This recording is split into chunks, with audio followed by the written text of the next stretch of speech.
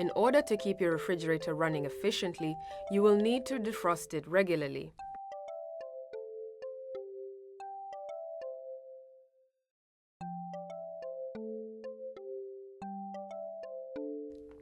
Over time, ice may build up in the freezer compartment.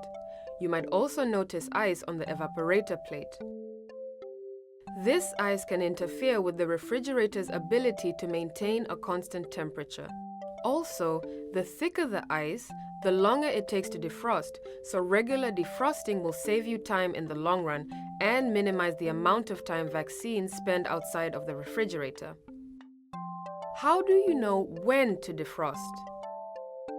To prevent ice buildup, be sure to defrost the refrigerator on a regular schedule, usually once a month, or when the ice is more than half a centimeter thick, whichever comes first.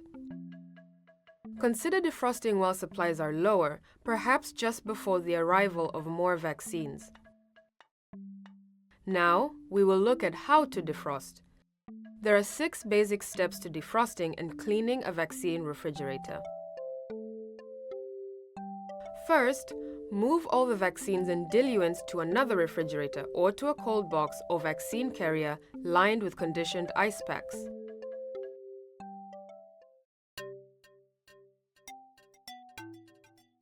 Next, turn off the power source. For a mains or solar battery refrigerator, switch off the electrical supply. Or, if you have a gas refrigerator, turn off the gas supply. For a kerosene refrigerator, extinguish the flame. Then, leave the door open and wait for the ice to melt. This could take a few hours, depending on the ambient temperature and the thickness of the ice. Never try to remove the ice with a knife or ice pick. This can permanently damage the refrigerator.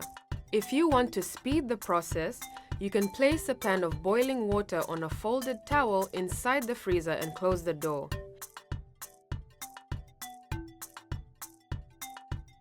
Once the ice has melted, clean the inside of the refrigerator and door seal with a clean, damp cloth. Allow the clean parts to dry completely. Then, restart the refrigerator. Do not adjust the thermostat to speed up the cooling process.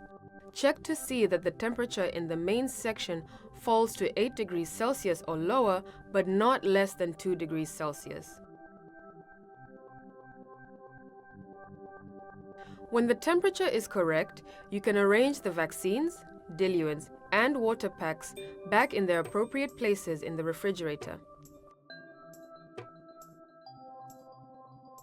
Sometimes, ice in a refrigerator may build up quickly, requiring defrosting more than once a month.